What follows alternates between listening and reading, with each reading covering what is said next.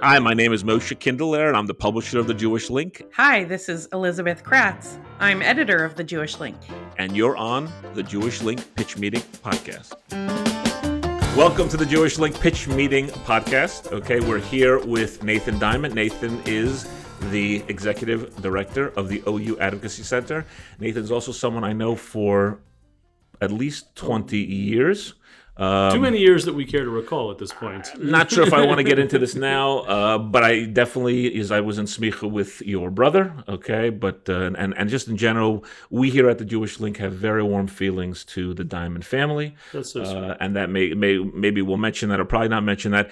But we are really excited to have you here, okay? Nathan rushed here, made a special trip up from D.C., or at least made a special trip out to Teaneck for us, and it's really all about anti-Semitism, okay? President Biden made this pre-Erev Yontif announcement, and they released this document, which you're going to tell us all about. And Nathan, I believe what I'm hearing is that you were very influential or very involved in it. Take us. Let me hear a little bit of the backstory, which I'm sure is probably no one's read about, and I'm just interested in learning more. Sure, it's a pleasure to be with you. Congratulations on the success of the Jewish Link paper, and I'm waiting for the Silver Spring edition, to make its way down I-95. We did, we had one. We closed it. Okay, that's all right. I wasn't going to say. Yeah. And the podcast is very exciting. But this is. I think it's important for our community to take a step back. And I'm sure we'll get into the nitty gritty. It's a 60-page document put out by the White House last week. Yeah. Which is very impressive in and of itself. But to take a step back and realize that sadly, we're in a time, not just this year, past few years, of a rise in anti-Semitism in the United States like we've literally never seen before.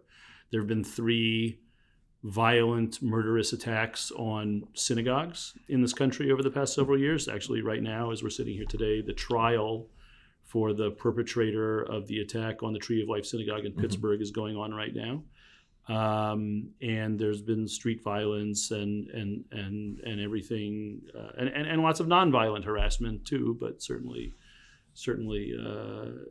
terrible and objectionable. It's the exception in American Jewish life, I think, still, and most American Jews enjoy an unprecedented amount of freedom in this country. But it really was reaching the level where it needed a response. And to his credit, President Biden took this on. Past presidents have condemned anti-Semitism and done good things for the Jews. But given the rise and the incidents that have happened in recent years, both we at the Orthodox Union, but also other groups like the Anti-Defamation League and the Jewish Federations, we started a couple of years ago really advocating to the White House, you got to do more. This is really reaching a level where there needs to be more action, more aggressive action, and they heard us. And I would also say a key player, and we can get into this more as well, was actually Doug Emhoff, Vice President Harris's husband, who is not a religious Jew by any means, but is a very proud Jew. And he has also sort of taken this very personally, and as one of what they call around the White House, one of the principals, i.e. the president, the first lady, the vice president, the second gentleman. The fact that he took this on was also sort of a kick in the pants to the machinery of government. And do you think that him? Because I actually was wondering about this, because I know that I've heard about kinds of requests made in the past. Was he really like the linchpin for it actually happening? He was definitely a key person in it happening. And but the President Biden himself also speaks very sincerely about his longtime connection to the Jewish community, and I think it's on his part as well. And we proposed a number of things, but I would also be remiss. Also a key player, even though her portfolio officially is overseas, Deborah Lipstadt, who's the State Department Special Envoy to combat anti-Semitism. She also obviously played a key role, but a lot of people. And so they took this on, and back in December, the president announced he was forming basically a working group to come up with a national strategy to combat anti-Semitism in the United States, something that's literally never been done before. And there were a series of there was a kickoff meeting, so to speak, that I and maybe 20 other Jewish community representatives across the spectrum of the religious streams, the organizations, we all sat around with the people that were put in charge of this, and that was principally Susan Rice, who just left her job as the president's chief domestic policy advisor, and then a woman named Liz Sherwood Randall, who's the president's homeland security advisor. They were the two people leading the effort on the staff level, and there were 10 or 12 other staff people in the White House and other government agencies who all worked on this together. There were, besides that initial meeting, there were I don't know how many what they call listening sessions, both in person and on Zoom. They took a lot of input. We sent in written memoranda. There were constant conversations. And as you say, last week on Thursday, they released the strategy. It's a 60-page document. It's very comprehensive. I just have to ask. There's been some talk in the media about the timing of it. What do you think about the timing? Could it have been timed a little bit better? Some people were saying that it's a little bit too close to Shavuos. Okay. Well, the good news is people in the Orthodox community know Shavuos is probably our Yom Tov that starts the latest, right? We wait till it's well after dark before we really start Shavuos. So if you're going to do it on an Erev Shabbat or an Erev Chag, that was the one to choose. It just, if they could have brought it out a week or two earlier, they probably would have. The president actually hosted a big Jewish American Heritage Month event the week before, so that would have been a nice occasion, but the ink wasn't quite dry yet. Also, Susan Rice left her position this past weekend. That Friday was her last day. So I think it's fine that it came out on when it did. The content is more important than the timing. Let's talk about the content. Sure. So I was forced to read this because so I actually managed to get about. I was up to page 35. But that's okay. I did, and I read the summary and the highlights. Right.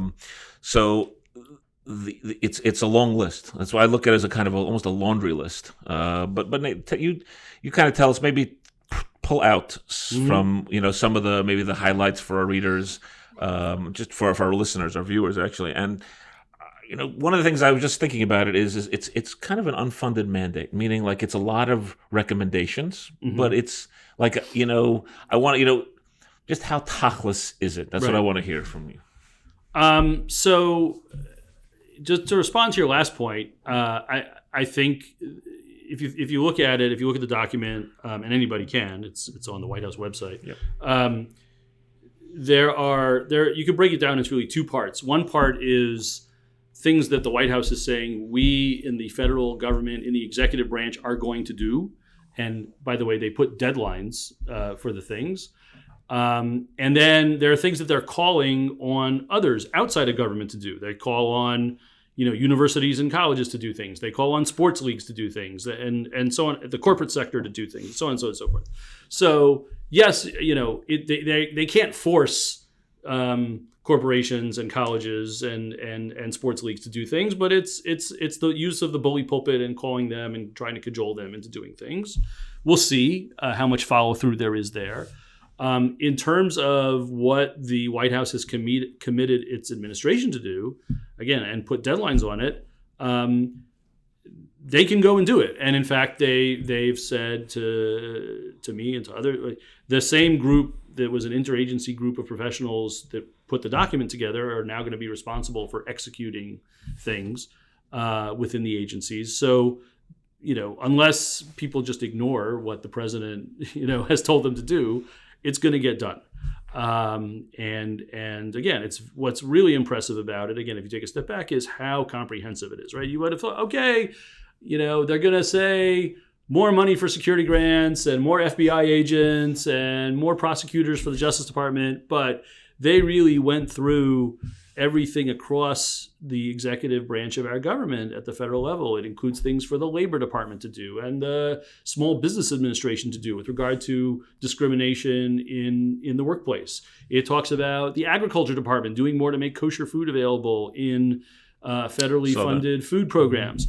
It talks about what can the National Endowment for the Humanities do, and the President's Council on Fitness and Sports. By the way, I don't know what that council does like generally, but if they're going to work on this, that's a good thing. So it's I think it's very impressive in how broad and comprehensive it is. There are some things that it asks Congress to do in terms of allocating money, in terms of dealing with the cesspool of social media and how that fuels anti-Semitism.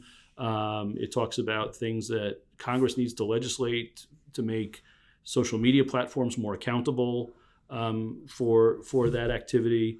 But there's really a lot there across the board, and besides the fact that hopefully the president and the White House is going to hold his own administration accountable for it, obviously we at the OU and the others in the Jewish community are going to be doing the same. Mm-hmm. No, thank you. That was good. I'm probably interested in a few more specifics, but to the man on the street, I agree. The document's impressive, by the way. But we've heard condemnations, we've heard commitments. Right. To the man on the street, our average viewer, does, and I think the answer is yes. I know the answer is yes, but is a statement of this kind, or a release of a document this kind, going to really have an impact in terms of an attack in Borough Park, or unfortunately someone walking into a Tree of Life synagogue or Poway, or do you think that it's really is it going to be a change? What can the government really do? So. Look, the question you're asking really is, can we eradicate anti-Semitism?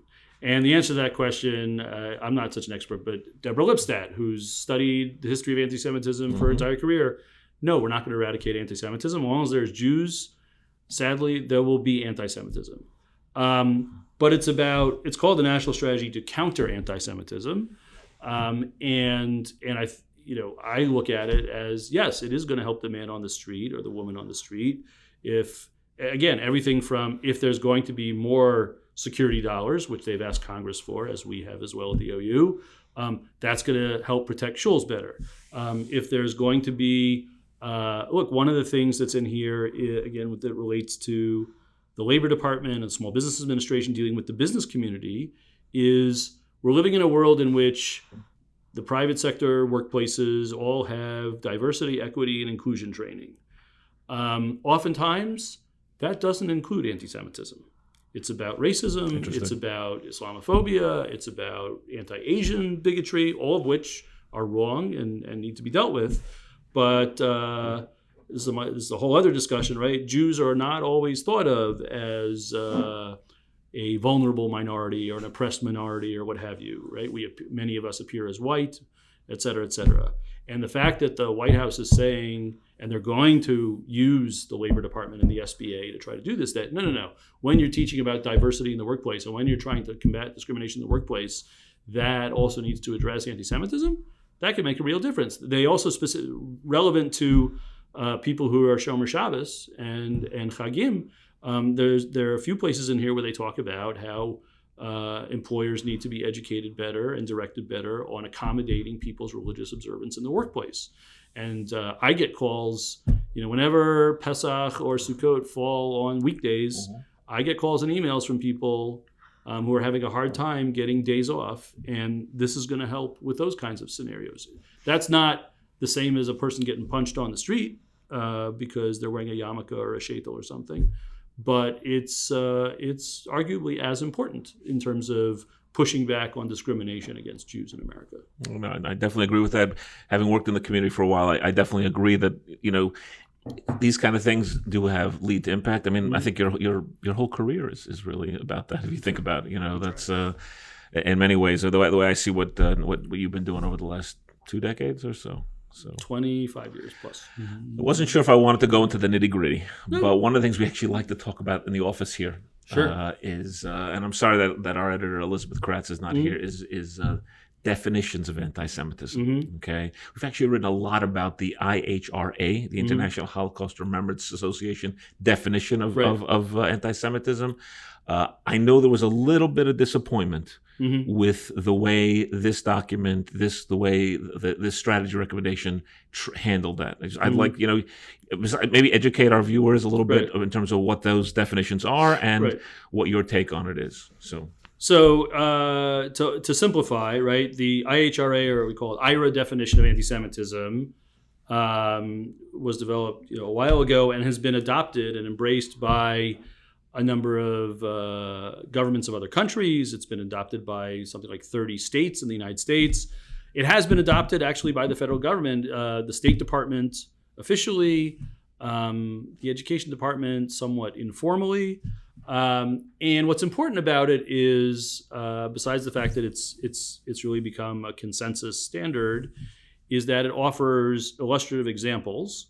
And some of those illustrative examples relate to the issue or the problem of when does criticism of Israel or criticism of people who support Israel cross the line into being anti-Semitism, right? When is basically anti-Zionism anti-Semitism? And can you hate Israelis and not Jews? I think is the question.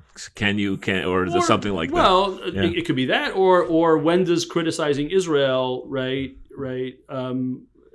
You could object to all kinds of policies of the government of Israel and not be an anti-Semite, right? Half the people in Israel object to the policies of the current government in Israel, and they're not anti-Semitic. But sometimes when you're criticizing what Israel does, it's really not about the policy. It's about, we don't like Jews. And again, the OU, and I would say the mainstream American Jewish community, the Conference of President Jewish Organizations, the ADL, the American Jewish Committee, so on and so on and so forth, have all embraced the IHRA definition and all said to the Biden administration, like, this is the definition you need to have in this document. There were others, including others in the Jewish community on the left, who lobbied against that because they think that the IHRA, in their view, the IHRA definition, again with regard to these Israel issues, is used from their point of view wrongly to silence criticism of Israel. So this is a back and forth. And where the document lands is, I would say, mostly in the right place. First, like if the up or down question was, is the IHRA definition in it? The IHRA definition is in it. So the people that wanted it kept out, they lost. It says it's the most prominent definition, and it says the federal government has embraced the definition. It does acknowledge that there are other definitions, and how much weight you want to put on that acknowledgement, you can argue about.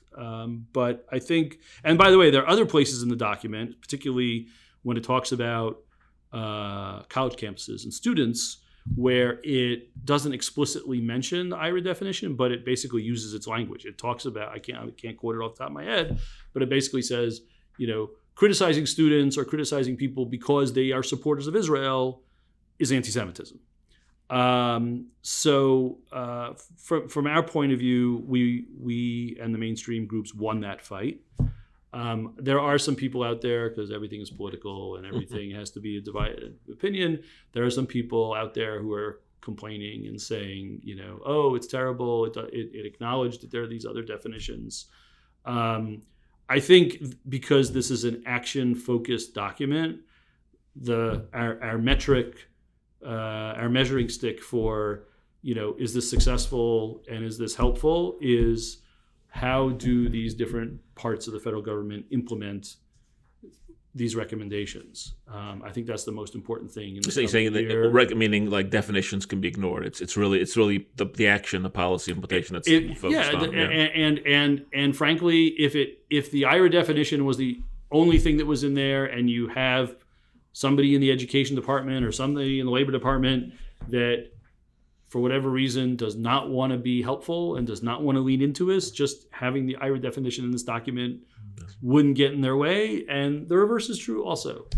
So, and again, I think it's important for our community to take a step back and appreciate, again, would I have written this exactly how it's written? No, you probably wouldn't have either.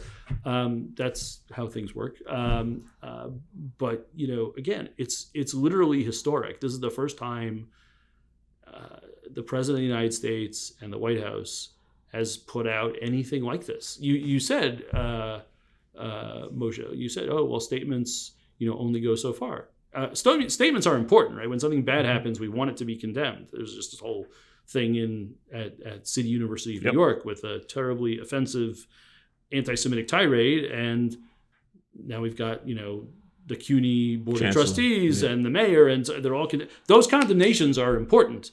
So I'm not minimizing that, but action is also important. And so again, the statement of the president and his White House saying in 60 pages, we are committed to fighting anti-Semitism, that is incredibly powerful, and that's never been done before. Ever, really never. That's it. Yeah. So okay. So all right. So you're looking at it as really a truly historic document. Historic. When they rolled out the document last Thursday, they did it over video, and they did it from for people may not know, the White House. There's the building, the White House. Sure. Within the White House, if you want campus, so to speak, there's another building next door. It's called the Eisenhower Executive Office Building. And that's actually, the White House is actually very small. And most of the people that are on the staff of the president are sitting sort of like across the driveway in this, what's called the EEOB. Mm-hmm. And back during World War II, the federal government in general was much smaller. And that building housed what was known as the War Department. Now it's the Defense Department. The War Department, the State Department, and the Department of the Navy. And it was in this same building where this plan was announced. And Deborah Lipstadt, as part of the rollout, appropriately, again, she's a historian by training, appropriately noted that they were rolling out the first ever U.S. national strategy to counter anti-Semitism in the very same building where, during World War II, there were bureaucrats who were doing things to deny the ability of Jews fleeing Nazi persecution in Europe from being able to enter the United States as refugees. And she didn't use the term, but I was thinking, and those people are spinning in their graves right now because in that same building, an American president and his team are trying to fight anti-Semitism.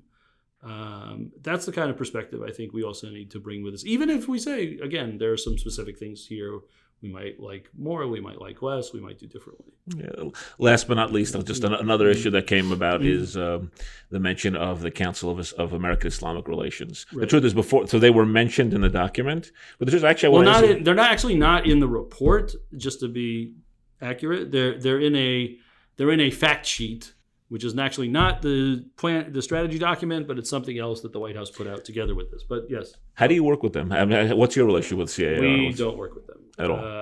No, they and most mainstream, not just the Orthodox Union. I mean, the ADL and American Jewish Committee don't have much at all to do with them. They're a problematic group. They have positions with regard to Israel and the Israel-Palestinian conflict that we would, and with regard to Zionism, that we would vigorously disagree with. I don't know why. I honestly don't know why they were included in the fact sheet or in this discussion. They ostensibly they do things to combat discrimination against Muslim Americans, which might be perfectly okay for them to do, but no, we don't. I'm actually on their email list. We'd rather they were not mentioned. I'll just put it that way. Okay, that's actually, when speaking around a little bit, reading a little bit, that seems to be the flavor of the day, which is we don't have to agree with everything in the document, but it stands as a historic document, and I think that's actually that's really kind of a nice takeaway. Yeah. Okay, so what's next for Nathan Diament and the Advocacy Center? Or you don't have to tell me the whole thing. What? Just give us a sense of what's anything big coming up on the horizon. Anything else out there? Well, look, we are already in discussions with the team at the White House about pieces of how this is going to be implemented. We are as we're recording this, today the House of Representatives is going to be voting on the deal the president and the Republicans have made about the debt ceiling and about limits on federal budgetary spending. That can potentially have an impact on new funding, how much the funding for security grants is going to be that we work on every year, and other things as well. So we're going to be very focused on that in the coming weeks. It also could theoretically impact aid to Israel, so we're going to have to focus on that. Outside of Congress, we've talked a lot about the executive branch. I'll mention one other thing, which is coming up within the next few weeks. The Supreme Court is going to rule on a case that they have this term, which we were very involved in, about the rights of religious people in their workplaces to get their religious needs accommodated. It's a case involving a postman who is a devout Christian and didn't want to work on Sundays, and basically lost his job because he wouldn't work on Sundays. And this is obviously a very important issue for the Shabbat observant community as well. So we're waiting for that decision from the Supreme Court. The U.S. Postal Service doesn't work on Sunday, really? They had to, they're not the most fiscally profitable enterprise. So a couple of years ago, they made a business arrangement with Amazon. So they do deliver on Sundays and Saturdays as well, because they're delivering Amazon packages. So that's how that came up. So that's a case. Oh, I think I heard about this case. So that's a case. So he's suing to get his job back. He's suing to get just to keep his job. Well, he's suing to get damages, but it's the question is, what's the legal standard going to be for how far does an employer have to go to accommodate religious observance? If how much disruption to their there should be a reasonable standard, but the question is what's reasonable. Right. So right now the standard is like any inconvenience to the employer, they don't have to do anything, and we would like the standard to be a little bit stronger than that. Interesting. Yes. Interesting.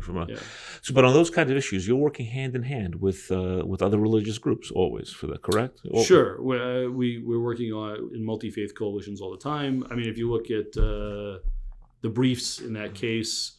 We did our own, but there were briefs filed by every denomination of Christianity and Sikh groups and all kinds of religious groups as well. Going back to the Muslim community, is there a Muslim version of the Orthodox Union? That's sort of is there some? I know there are Muslim leaders, but I don't know if there's a national. There are a number of Muslim American groups. The one that we've worked with from time to time is the Islamic Society of North America. Islam, I think, right? They've generally been a pretty moderate group. Look, we have our commitments with regard to Israel. Some of the more center left groups in the Jewish community have a few other dance partners in the Muslim community than we do in the OU, and that's fine. But we try to work with partners and build coalitions wherever we can. But we have our principles, we have our red lines we can't cross. Mm-hmm. I think we're almost done. Any last minute takeaway? Anything you want to tell us? Just as we head to this summer, we head to. You first of all, tell us a little bit about your own podcast. I hear you're also doing stuff. Even though you just told me you're taking off for the summer, but let's hear about it. Yeah, we started a few months ago. We started the OU Advocacy's DC Schmooze. Most often, it comes out every couple of weeks, and people can find it either on our website at ou.org or on Spotify or Apple Podcasts. We started it to a whole new crop of new members of Congress came in this year, and most of the episodes are getting to know you sessions with them. And what we do, we talk a little bit of policy, but we also tend to talk a little bit lighter. Lighter fare, food preferences, and because you're just establishing a relationship with a lot of these people, and all kinds of things like that. I don't know how you do it. How many new members of Congress are there this year? 70, this year, 80? There's like 75 or 80. How do you? I'm saying like it's just I guess you just have to kind of like pick. I mean, we prioritize, members who are representing areas where we have Orthodox communities, members who are on committees that deal with the issues that we care about. But yeah, it's always something to do. But I think people find it interesting because people have a view of Congress or politicians in general that they get caricatured and they get generalized and they get stereotyped, and some of those things are true, but sometimes it's interesting to learn about who these people are and what brings them. And I got to tell you though, some of the members, the ones typically who are not Jewish, they love the word schmooze. They haven't come across it a lot. They come from places where there are not a lot of Jews, and they chuckle and they love the word schmooze. So we get good conversations. That's awesome. That's good. So what I'm going to tell you is, Kane Yerbu, keep it up. Okay, do more of it. Keep representing us in DC. So my last question, which maybe doesn't have to end up being here, is: are you still playing basketball? I have this. No. I have this image of you playing basketball years ago somewhere in DC. So no, I think I've reached the age where I should not be playing basketball. I've taken up cycling and various other activities. So mazel tov on that. I will tell you that when I look at a basketball court, my back hurts just from looking at one. So that's good. Thank you. Okay. Thank you. Really appreciate it. Pleasure to be with you here at the Jewish Link. Thanks for being with us on the Jewish Link Pitch Meeting podcast. If you would like to participate or be in touch with us in any way, please email us at editor@jewishlink.news. And follow us and find our podcast wherever you find podcasts.